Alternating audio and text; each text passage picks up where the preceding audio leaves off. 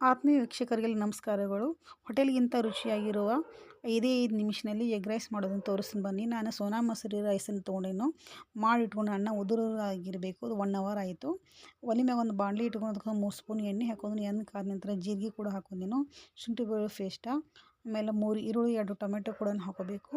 ಹಸಿಮೆಣಸಿನ್ಕಾಯಿ ಪೇಸ್ಟ್ ಕೂಡ ಹಾಕೊಂಡೆನು, ಒಣ ಖಾರದ ಪೌಡರ್ ಕೂಡ ಹಾಕೋಬೇಕು. ಹಾಕೊಂಡ ನಂತರ ಅದನ್ನು ಚೆನ್ನಾಗಿ ಅದೆಲ್ಲ ಫ್ರೈ ಆಗಲಿ. ಫ್ರೈ ಆದಿಂದ ನಾನು 3 ಎಗ್ಗಳನ್ನು ತೊಗೊಂಡೆನು, ಎಲ್ಲನೂ ಹೊಡೆದ್ಬಿಟ್ಟು ಹಾಕೊಂಡೆನು. ಮ್ಯಾಲೆ ರುಚಿ ತಕ್ಕಷ್ಟು ಸಾಲ್ಟ್ ಹಾಕೋಬೇಕು.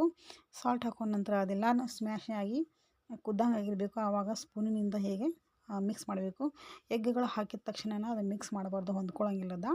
ಇದಾದ ನಂತರ ಈ ಥರ ಎಣ್ಣೆ ಬಿಟ್ಕೋಬೇಕು ಅದು ಕುದ್ದು. ಇವಾಗ ನಾನೀಗ ವೆಜ್ ಬಿರಿಯಾನಿ ಮಸಾಲ ಹಾಕ್ಕೊಂಡೇನಿ ನೋಡಿರಿ, ಹಾಕೊಂಡ್ರು ನಡಿತೈತಿ. ಆಮೇಲೆ ನಾನು ಟೇಸ್ಟಿಗೆ ಸ್ವಲ್ಪ ಚಹಾಕಕ್ಕೂ ಸಕ್ಕರೆ ಕೂಡ ಹಾಕೊಂಡೆನು.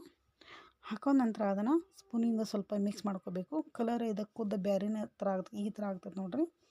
ಈ ಥರ ಆದ್ರೆ ಎಲ್ಲ ಮಸಾಲೆಗಳು ಕುದ್ಕೊಂಡು ಬಿಟ್ಟಿರ್ತಾವೆ. ಆವಾಗ ನಾವು ಮಾಡಿದಂಥ ಅನ್ನನೆಲ್ಲ ಇದಕ್ಕೆ ಹಾಕ್ಕೊಂಡು ಮಿಕ್ಸ್ ಮಾಡ್ಕೋಬೇಕು ನೋಡಿರಿ.